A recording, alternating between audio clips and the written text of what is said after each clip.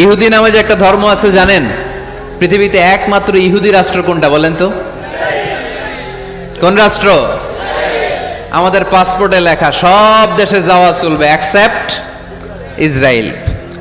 যে কোনো দেশে আপনি প্রবেশ করতে পারবেন। ইসরায়েলের সাথে আমাদের কোনো চুক্তি নাই, যাওয়া আসার সুযোগ নাই, কোনো পণ্যের আদান প্রদান নাই।